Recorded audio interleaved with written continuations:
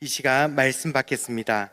이 복된 시간에 주시는 하나님의 말씀은 열왕기 하 22장 1절에서 13절 말씀입니다. 요시아가 왕위에 오를 때의 나이가 8세라 예루살렘에서 31년간 다스리니라. 그의 어머니의 이름은 여디다요 보스가 아다야의 딸이더라. 요시아가 여호와 보시기에 정직히 행하여 그의 조상 다윗의 모든 길을 행하고 좌우로 치우치지 아니하였더라. 요시아 왕 8째 해에 왕이 무슬람의 손자 아살리야의 아들 서기관 사반을 여호와의 성전에 보내며 이르되 너는 대제사장 hil기야에게 올라가서 백성이 여호와의 성전에 드린 은 곧 문지키는 자가 수납한 은을 계산하여 여호와의 성전을 맡은 감독자의 손에 넘겨 그들이 여호와의 성전에 있는 작업자에게 주어 성전에 부서진 것을 수리하게 하되 곧 목수와 건축자와 미장이에게 주게 하고 또 제목과 다듬인 돌을 사서 그 성전을 수리하게 하라. 그러나 그들의 손에 맡긴 은을 회개하지 말지니 이는 그들이 진실하게 행함이니라. 대제사장 hil기야가 서기관 사반에게 이르되 내가 여호와의 성전에서 율법책을 발견하였노라 하고 hil기야가 그 책을 사반에게 주니 사반이 읽으니라. 서기관 사반이 왕에게 돌아가서 보고하여 이르되 왕의 신복들이 성전에서 찾아낸 돈을 쏟아 여호와의 성전을 맡은 감독자의 손에 맡겼나이다 하고 또 서기관 사반에게 왕이 말하여 이르되 제사장 hil기야가 내게 책을 주었더이다 하고 사반이 왕 앞에서 읽음에 왕이 율법책의 말을 듣자 곧 그의 옷을 찢으니라. 왕이 제사장 hil기야와 사반의 아들 아하임과 미가야의 아들 악볼과 서기관 사반의 왕의 시종 이사야에게 명령하여 이르되 함께 읽겠습니다. 너희는 가서 나와 백성과 온 유다를 위하여 이 발견한 책의 말씀에 대하여 여호와께 물으라. 우리 조상들이 이 책의 말씀을 듣지 아니하며 이 책에 우리를 위하여 기록된 모든 것을 행하지 아니하였으므로 여호와께서 우리에게 내리신 진노가 크도다. 아멘.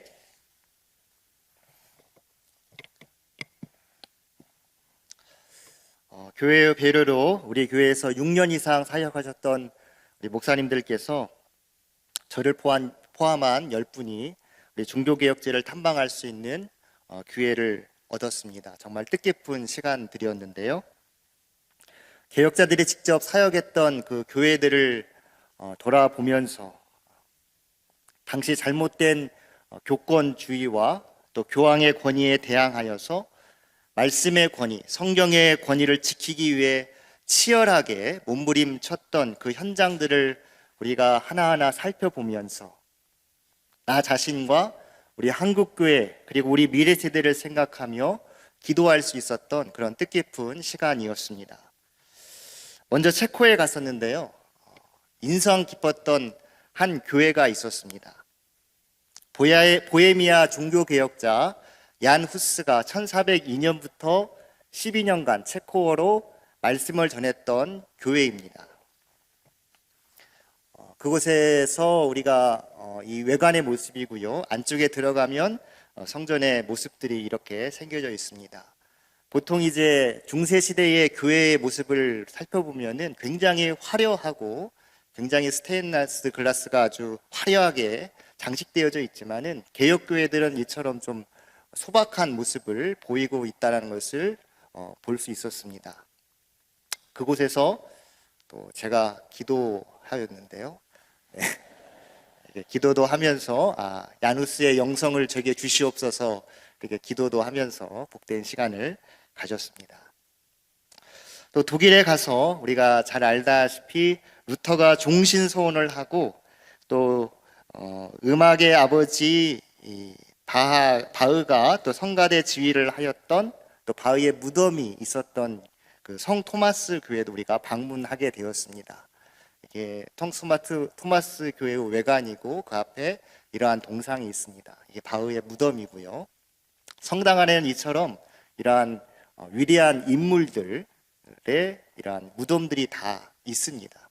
왜냐하면 이제 성당 안에 묻히는 것이 가장 성스러운 것이다라고 생각했기 때문에 이런 성당 안에 이런 무덤들이 존재하게 되는데요. 바흐의 무덤이 이런 성 토마스 교회에 있는 것을 보게 되었습니다.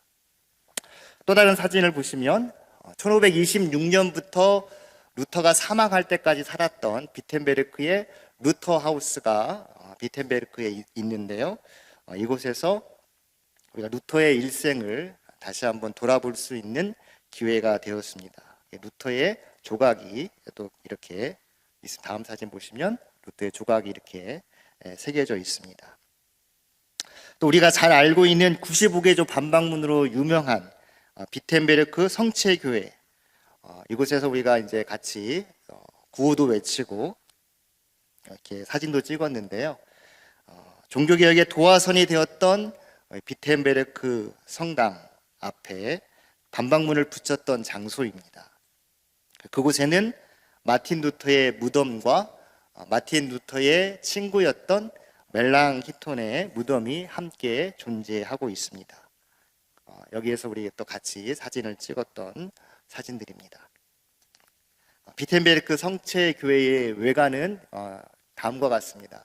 크게 웅장하게 되어 있고요. 저 기둥 위쪽에 보시면은 내주는 강한 성유라고 이렇게 독일어로 써져 있는 것을 우리가 보게 됩니다. 다음 사진을 보시면 비텐베르크 교회 바로 앞에 구시청 광장 쪽에 보면은 루터가 200번 이상, 2000번 이상 설교했던 장소가 있습니다. 그곳에서 결혼도 하고 또 그곳에서 루터의 자녀들이 세례도 받았습니다. 그리고 또 이곳은 첫 번째로 독일어로 성경을 보고 독일어로 예배를 드렸던 장소이기도 합니다. 시립교회라고 불리는 장소인데요. 이곳에서 우리가 방문을 하였습니다.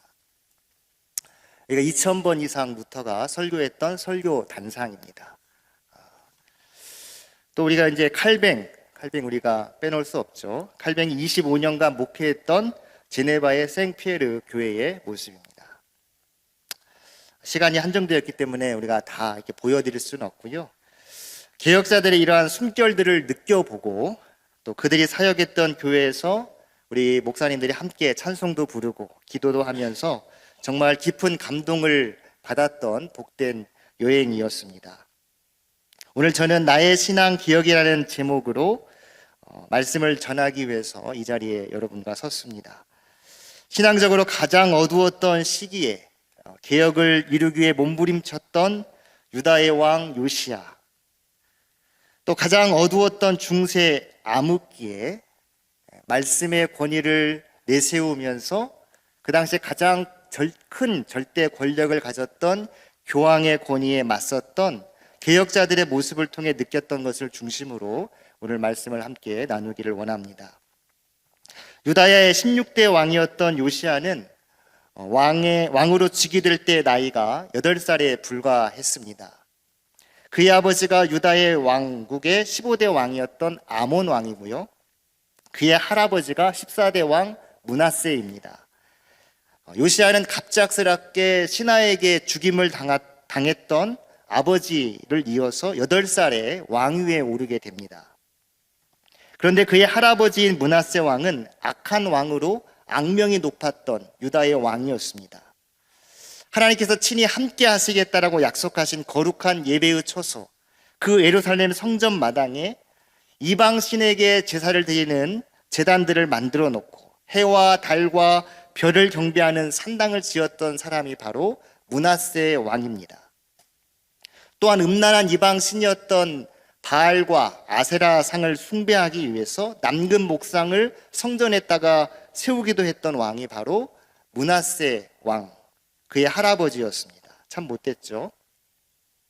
가나안 땅에서 이방 민족을 멸절하려 쫓아내라는 하나님의 명령으로 사라졌던 영적 타락과 도덕적 부패, 이방 숭배를 모두 다시 들여왔던 왕, 그리고 자기의 아들을 이방신의 제물로 바치면서 불사르기까지 이방신을 섬겼던 왕이 바로 므낫세입니다. 므낫세에 이어 왕위를 계승한 요시야의 아버지였던 아몬 왕 역시 므낫세가 행하였던 길들을 그대로 따랐던 왕으로 유명합니다. 그에 대해서 열왕기하 21장 20절에서 21절에 이렇게 말씀해주고 있습니다. 우리 함께 읽겠습니다. 아몬이 그의 아버지 므낫세의 행함같이 여호와 보시기에 악을 행하되 그의 아버지가 행한 모든 길로 행하여 그의 아버지가 섬기던 우상을 섬겨 그것들에게 경배하고.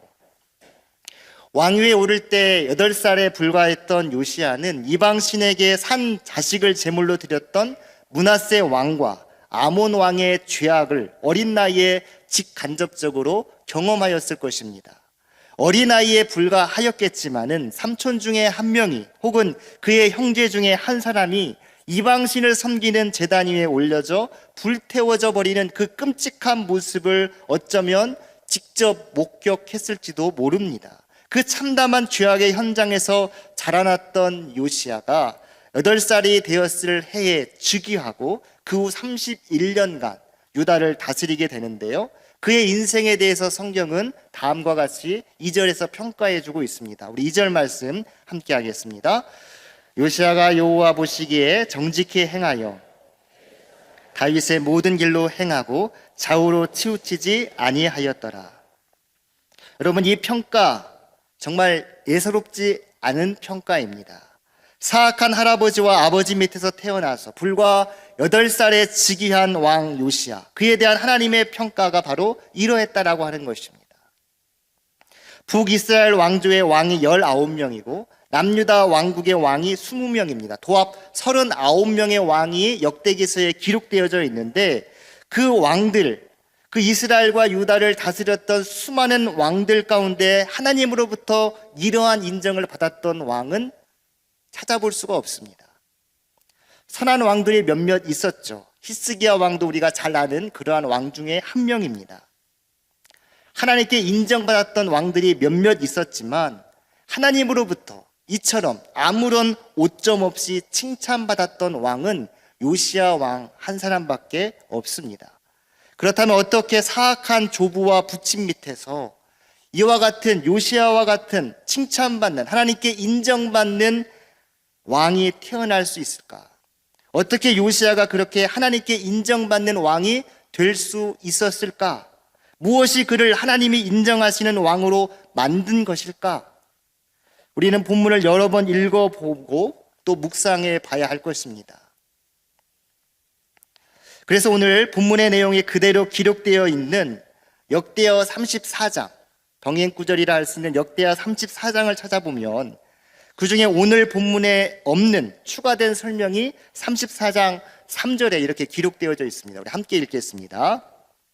아직도 어렸을 때 곧 왕위에 있은 지 8년에 그의 조상 다윗의 하나님을 비로소 찾고. 비로소 하나님을 찾았다. 여러분, 이게 뭐예요? 기도했다는 거죠. 하나님을 찾았던 이 시간 이후에 율법책을 발견하였기 때문에 하나님을 찾았다는 것은 바로 하나님 앞에 기도했다는 것입니다. 하나님 앞에 부르짖었다는 것입니다.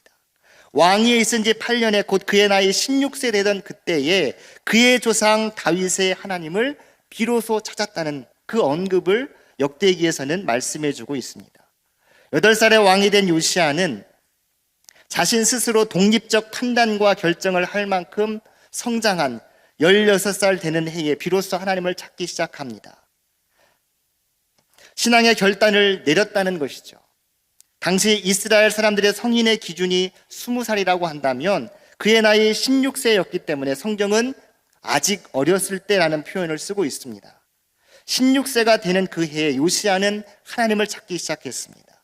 다윗의 하나님, 이스라엘 왕국을 시작해 하신 그 하나님 앞에 간구하기 시작한 것입니다. 열왕기하 23장 25절에 그에 대해서 이렇게 말씀해 주고 있습니다. 우리 함께 읽겠습니다. 요시야와 같이 마음을 다하며 뜻을 다하며 힘을 다하여 모세의 모든 율법을 따라 여호와께로 돌이킨 왕은 요시야 전에도 없었고 후에도 그와 같은 자가 없었더라. 16살 되던 해 비로소 하나님을 찾기 시작했던 이 요시야는 전심으로 마음과 뜻과 힘을 다하여 자신의 삶과 인생을 여호와 앞으로 돌이켰습니다. 이것이 요시야를 통해서 유다 왕국과 온 이스라엘의 영적인 개혁이 일어날 수 있었던 이유입니다. 그리고 그의 나이 20살 되던, 즉 성인이 되었을 때에 그는 본격적으로 자신의 신앙을 나라의 정치와 국정에 실천하여서 하나님께서 극도로 싫어하시는 그 모든 우상들을 타파하고 26살 되던 오늘 본문 3절 이하에 나오는 성전을 보수하는 일들을 시작하게 된 것입니다. 주님께로만 온전한 관심과 방향이 맞춰졌던 그는 쇠락하고 부서진 상태로 방치되어 있었던 하나님의 성전을 더 이상 방치할 수 없었던 것이죠. 순전한 마음으로 성전을 보수하기 시작한 요시야에게 하나님은 율법 두루마기 한 권을 성전 헌금궤 안에서 발견할 수 있도록 역사하심으로 요시야의 영적 개혁은 하나님의 말씀의 확증 속에서 더욱 힘차게 펼쳐나갈 수 있게 되었습니다. 하나님이 그를 어떻게 사용하는지에 대한 내용이 22장 3절 이하에서 23장까지 쭉 이어지고 있는데요. 여러분, 요시야 왕 말고도 유다의 역사 가운데 수십 명의 왕들이 세워지고 나라를 다스리는 동안 그의 조상 다윗의 길로 행하였던 왕들이 소개되고 있습니다.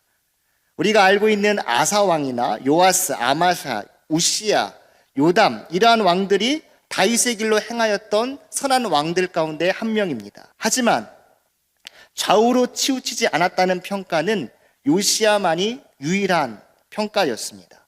많은 왕들은 왕이 되고 나서 왕권이 확립되고 강화되고 나서 외부의 침략으로부터 안정되고 나서는 다 좌우의 곁길로 가버리고 말았습니다. 그런 왕들의 수많은 역사 속에서 좌로나 우로나 치우치지 아니하고 빗나가지 아니하였던 요시야의 비결이 어디에 있었습니까? 그가 하나님을 전심으로 찾았다라고 하는 것입니다. 하나님께 받으려 하는 작은 그 무엇을 추구하지 않고 유일하게 오직 하나님 그 존재만을, 그 존재 자체를 추구했던 사람이 누구였느냐? 바로 요시야였습니다. 하나님은 그러한 사람을 만나기 위해 이스라엘의 역사 가운데 기다려 오셨습니다. 하나님께서 이러한 왕을 만나려고 기다리고 계시는데 그 자리까지 나아왔던 왕은 요시야 이전에는 없었던 것이죠. 그러나 요시야가 이제 16살 되던 해에 그 기다리시는 하나님의 자리, 하나님의 만남의 자리로 나아오게 된 것입니다. 사랑하는 성도 여러분, 오늘 우리는 무엇을 추구하고 있습니까? 무엇을 찾고 계십니까? 하나님의 손에 들려진 어떠한 축복의 선물, 그 무엇을 여러분 바라고 계시진 않습니까? 고난 속에서 위로를 찾고 있지 않습니까? 어려움 속에서 어떠한 해결책을 찾고 있지 않습니까? 질병 속에서 건강, 경제적 어려움 속에서 누군가의 도움의 손길을 갈구하지 않습니까? 행복과 번영을 요구하지 않습니까? 인정과 칭찬을 구하고 있지 않습니까? 물론 우리에게 이 모든 것들이 다 필요하고 우리에게 주어진다면 놀라운 축복이겠지만, 하지만 우리가 진정 구하고 추구해야 하는 것이 무엇이겠습니까? 하나님 그분 자체, 하나님의 존재 그분 자체인 것입니다. 마태복음 22장 32절에서 우리에게 주어진 가장 중요한 계명을 우리 주님께서 뭐라고 말씀하셨습니까? 우리 함께 읽겠습니다. 내 마음을 다하고 목숨을 다하고 뜻을 다하여 주 너의 하나님을 사랑하라. 하나님을 사랑하는 것은 곧 무엇이냐? 하나님의 존재, 하나님 한 분만을 구하는 것입니다. 그것이 우리에게 가장 우선적으로 하나님께서 저와 여러분에게 원하시는 것입니다. 요시야 왕이 8살 되던 그 해에 아버지 아몬의 신복들은 아버지 아몬을 암살하게 됩니다. 궁중에서 그 왕을 죽이게 됩니다. 그러한 풍전등화의 시기에 요시야는 왕이 된 것이에요. 언제든 또 다른 이에게 죽임을 당할 수 있는 그러한 위협의 시간들이 계속되었을 것입니다.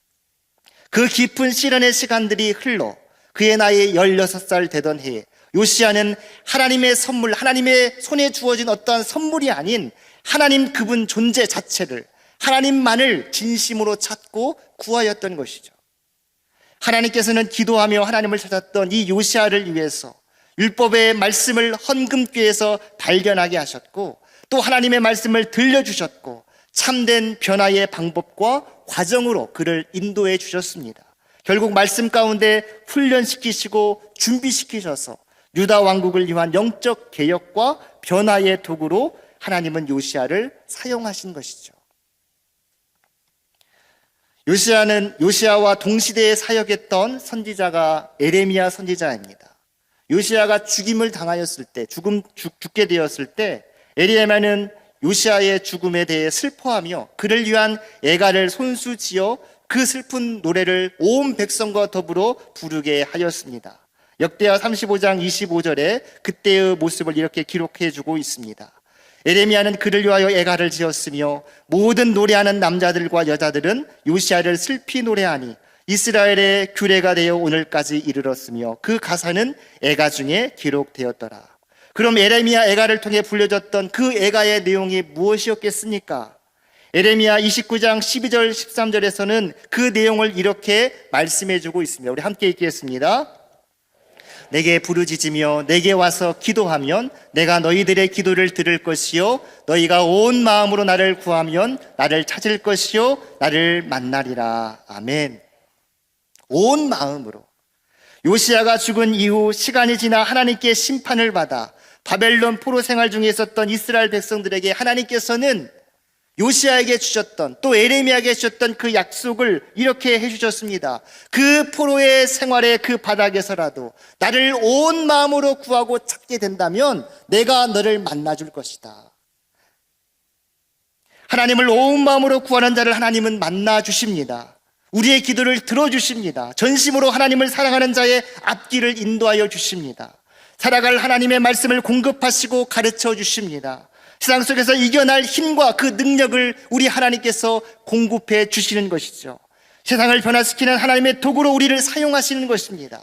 부조리하고 차별이 횡행하는 이 세상 속에서 차별 없으시는 하나님의 그 놀라운 사랑의 도구로 우리를 사용하시는 것입니다. 선왕의 폐악과 죄악의 부조리를 절실하게 목격했던 요시야, 그의 나이 16살, 그의 어린 나이에 하나님을 온 마음으로 찾고 좌우로 치우치지 않았던 그 순전한 마음으로 하나님께 나아갔던 그를 하나님은 만나주셨습니다. 하나님이 그 어린 요시야를 만나주시고 그를 위대한 왕으로 세워주셨습니다. 그 하나님이 지금 우리에게 이렇게 말씀하실 것입니다. 내가 줄 무엇인가를 위해서 구하는 자가 아니라 온 마음으로 나의 존재를 구하는 자를, 온 마음으로 나를 찾는 자를 만나려고 내가 오랫동안 기다리고 있다. 너희가 온 마음으로 나를 찾으면 내가 만나줄 것이다. 오늘 우리를 기다리고 계신 하나님, 그 하나님의 존재를 온 마음으로 구할 수 있는 우리 모두가 될 수 있기를 바랍니다. 앞서 말씀드렸듯이 지난 14일부터 24일까지 6년 이상 사역했던 우리 목사님들 10분이 교회의 따뜻한 배려로 종교개혁지를 탐방할 수 있는 기회를 얻는 정말 복된 시간을 누렸습니다. 그곳에서 얀 후스, 마틴 루터, 또 찌빙글리, 존 칼뱅, 이 4명의 종교개혁자들의 발자취를 밟으면서 그들이 사역했던 교회들을 돌아보게 되었습니다. 돌아보면서 이런 생각이 들었어요. 500여 년 전 그 자리에서 생명을 걸고 목숨을 걸고 교권에 대항하여서 성경의 권위를 주장했던 그 개혁자들 한 사람 한 사람의 심정은 과연 어떠했을까? 과연 500년 전 내가 그 자리에 있었다라고 한다면 나는 어떠한 모습으로 그 자리에 섰었을까? 과연 나도 개혁에 동참하며 하나님의 말씀을 지키기 위해 내 목숨을 걸 수 있었겠는가? 저는 오늘 설교 제목을 나의 신앙 개혁이라 이렇게 적었습니다.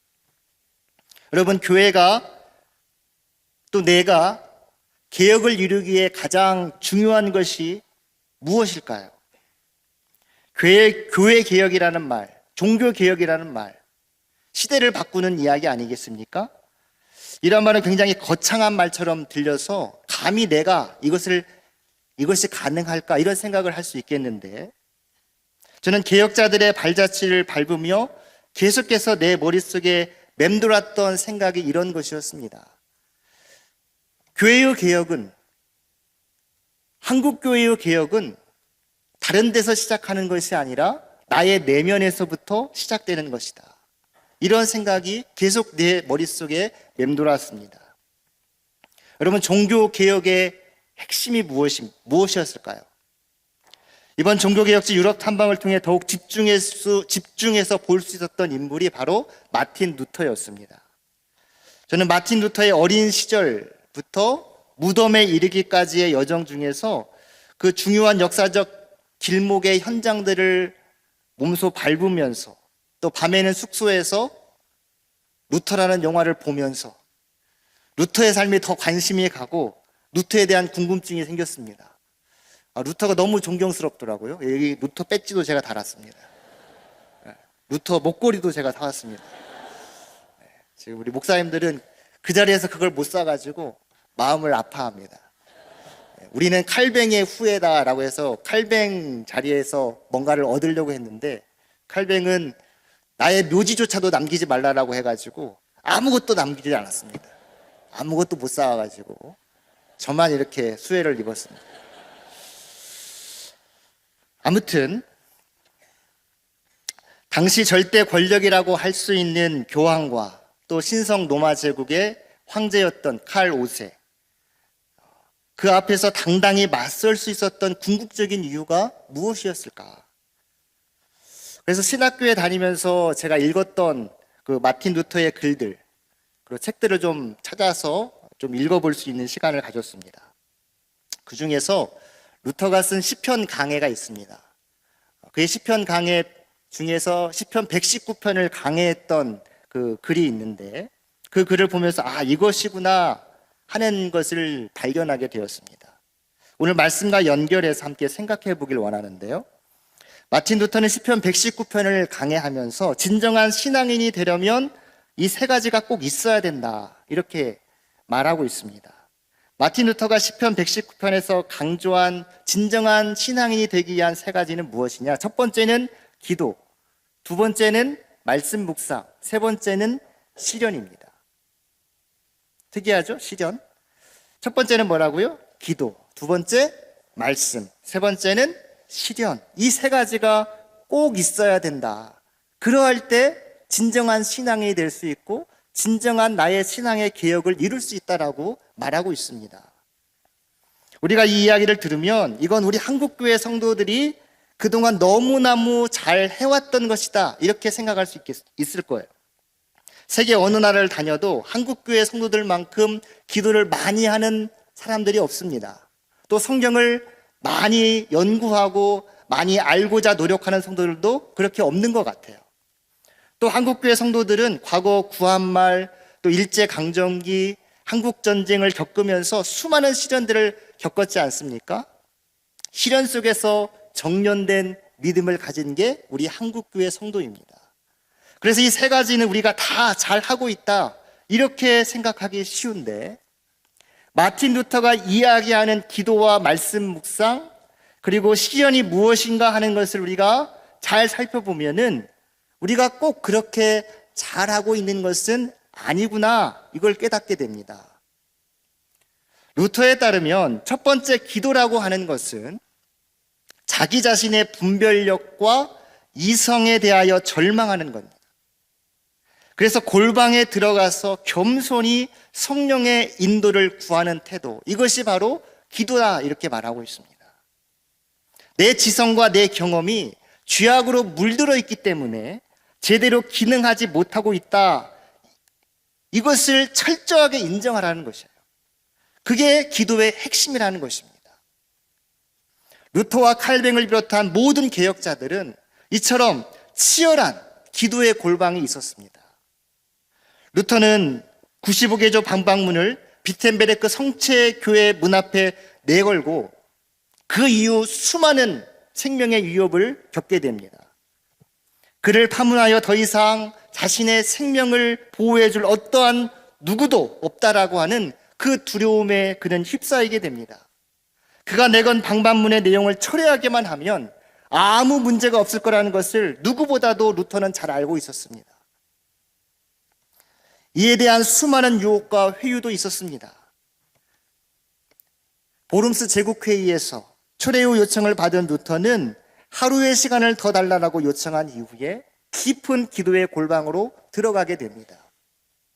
그리고 다음 날 제국회의 현장에서 그는 이렇게 이야기합니다. 사진 한번 보여줄까요? 네, 이게 보름스에 있는 루터의 신발, 그리고 그 자리에서 함께 사진을 찍은 것입니다. 다음 사진요. 이와 같이 루터는 황제와 교황 앞에서 자신의 신앙을 고백하게 됩니다. 다음 사진요. 똑같은 포즈로 한번 취해봤습니다. 루터가 이렇게 이야기했습니다. 나는 성서의 말씀에 사로잡혀 있고 그 말씀은 나를 이끈다. 나는 아무것도 철회할 수 없고 철회하지 않겠다. 제가 여기 있습니다. 하나님 나를 도우소서. 아멘. 그는 기도의 골방에서 하나님의 은혜를 경험하고 하나님의 능력을 의지하고 하나님의 말씀을 실천하였습니다. 두 번째는 말씀 묵상인데요. 이것은 말씀을 읽고 연구하여 성경이 지금 나에게 주시는 음성이 무엇인가? 성경을 통해서 하나님의 음성을 듣는 것이죠. 성경을 읽는 사람이 성경을 읽고 분석하는 것이 아니라 그 말씀이 나를 분석해야 된다는 것이에요. 흔히 사람들이 쓰는 말 가운데서 설교를 잘하면 말씀을 잘 쪼갠다 이렇게 이야기하잖아요. 그런데 루터는 설교자가 말씀을 쪼개는 것이 아니라 말씀이 설교자를 쪼개야 된다 이렇게 말합니다. 좌우의 날선 어떤 검보다도 예리하여 영과 혼과 관절과 골수를 찔러 쪼개기까지 하는 그 경험. 에레미야 선지자가 말씀하신 것처럼 불과 같고 살아있는 몽둥이와 같아서 나를 때리는 그 체험, 이게 바로 우리의 말씀의 묵상 가운데서 꼭 있어야 된다라고 루터는 강조하고 있습니다. 오늘 본문의 요시야도 율법책, 곧 말씀이 중심이 되어서 그의 개혁을 이루게 되었던 것처럼 종교개혁과 말씀 묵상, 성경은 불과 분리의 연관성을 갖게 되는 것입니다. 종교개혁은 어떠한 사건이냐? 성경의 사건입니다. 모든 종교개혁가들은 성경에서 출발해 자신들의 모국어로 성경을 번역하기 시작했습니다. 잉글랜드의 신학자였던 존 위클리프, 보헤미아 왕국의 얀 후스, 신성 로마 제국 작센 선제유국 독일의 마틴 루터, 스위스의 치빙글리, 그 다음에 프랑스의 장 칼뱅에 이르기까지 그들은 모두가 다 하나님의 말씀을 자신의 모국어로 번역하고 설교하는 일에 집중하였습니다. 말씀을 연구하고 묵상하여 말씀을 통해서 자기 자신을 돌아보고 교회를 개혁해 나아갔습니다. 과연 말씀은 살아있고 운동력이 있어 그 말씀의 생명력은 죽었던 것들을 살리기 시작했고 그 말씀의 운동력은 모든 비성경적인 것들을 개혁하기 시작했습니다. 오늘 나의 신앙 개혁도 이와 같이 치열한 말씀 묵상을 통해서 그 말씀이 몽둥이가 되고 그 말씀이 칼이 되어서 나를 쪼개고 나를 두드려 하나님 앞에 굴복하게 하는 것입니다. 말씀을 통해 나를 분석하고 나를 돌아보게 하는 이 말씀이 나를 이끄는 은혜가 되어서 나와 여러분의 삶 가운데서 놀라운 신앙의 개혁이 일어날 수 있기를 바랍니다.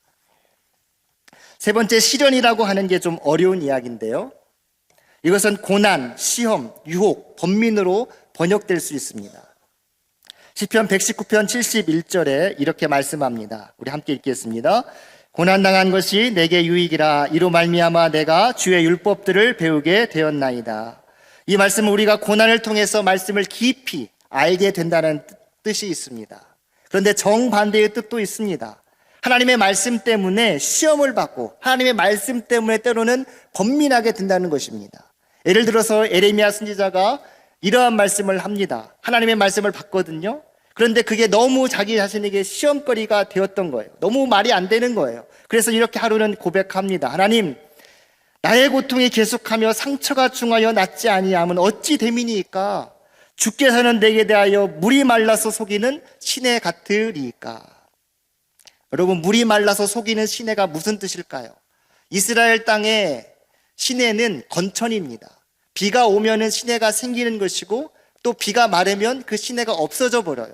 그래서 어제까지 있었던 시내가 나가보니까 물을 얻기 위해 나가봤는데 그 시내가 없어져 버린 거예요. 하나님이 꼭 그러한 분이 아니냐. 내가 하나님을 찾아서 그 말씀대로 무언가를 전하려고 그 말씀대로 살아보려고 노력했는데 이게 하나님이 없는 것과 같은, 하나님을 만날 수 없는 것과 같은 어려운 현실이 내 안에 찾아오는 그 시련. 그래서 번민하는 거죠. 진지하게 성경을 읽고 또 현실을 아는 성도들이라면 에레미야와 같은 그 마음을 알 것입니다. 우리가 사는 세상에 과연 정의는 존재하는가? 하나님께서 정의의 하나님이시고 그분이 이 땅을 다스린다고 하는데 정말 공의는 존재하는가? 공중의 새를 먹이시고 들의 백합화를 입히신다고 하는데 지구촌 가운데 있는 수많은 어려운 자들, 배고픈 자들, 가난하여 죽어가는 사람들이 이처럼 많은 것은 그 이유는 무엇인가? 교회라고 하는 이 공동체가 어떠한 계급과 차별이 없어야 되는데 교회 안에서 이루어지는 이러한 차별들은 왜 일어나는 것인가? 교회가 세상의 희망이다 이렇게 구호를 외치는데 현실로 들어가면 세상 사람들은 왜 교회를 향하여 욕하고 너희가 믿는 하나님이 어디 있느냐 이렇게 질문하고 있는가? 이와 같이 말씀 때문에 우리는 시험에 빠지고 번민하고 시련 가운데서 우리는 내가 믿어왔던 게 과연 뭘까? 내가 의지해왔던, 내가 믿었던 그 하나님이 어떠한 분이신가라고 하는 그러한 질문을 끊임없이 하게 되는 것입니다. 루터도 그러한 시련 속에서 수없이 질문하고 하나님께 나아갔던 것이죠. 그리고 그 고민의 끝에 성령의 인도를 구하게 됩니다. 이러한 시련 때문에 기도가 나오고 이 시련 때문에 말씀의 묵상이 깊어지게 되는 것, 그리고 거기서 내 자신의 연약함을 깨닫게 되는 것이죠. 잿더미 위에 앉아서 하나님, 제가 잘못했습니다. 저를 용서하여 주시옵소서. 모든 죄가, 한국교회의 모든 죄가 딴 사람의 죄가 아니라 바로 내 속에 있는 것이었군요. 하나님 앞에, 주님 앞에 이렇게 고백하게 되는 것, 이것이 모든 개혁의 출발점이 되는 것입니다. 체코 프라하에 가면 얀 후스가 12년간 설교했던 베들레헴 교회가 있는데요, 그곳 벽면에 다음과 같은 구조물이 있습니다. 처음엔 이게 뭔지 잘 몰랐어요. 그런데 흐린 하늘에 태양빛이 비추자 글씨가 보이기 시작했습니다.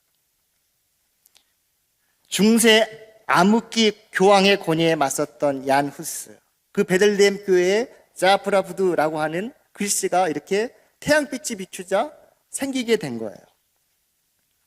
얀 후스는 성경의 권위를 가지고 진실을 외쳤지만 그의 개혁은 성공하지 못한 채 그는 종교재판에 회부되어서 화형당하여 죽게 되었습니다.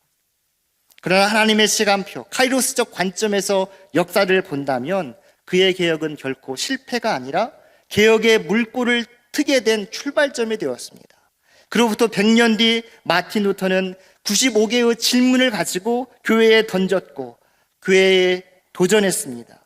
결국 진리의 말씀의 빛이 비추자 자프라부드, 절대 보이지 않을 것 같았던 진실이 어둠 가운데 드러나게 된 것이죠. 그리고 이후 프랑스에서 신앙의 자유를 찾아 흩어졌던 위군노라 불렸던 개신교도들이 장 칼뱅을 중심으로 모이게 되고 그곳에서 신앙생활을 하면서 칼뱅은 기독교 강요라는 책을 쓰면서 하나님의 말씀이 과연 우리에게 무엇을 말하고 있는가를 더욱 분명하게 제시하게 됩니다. 여러분, 칼뱅의 도시라 불리는 스위스 제네바에 가면 여러분이 잘 아는 부조상이 있습니다.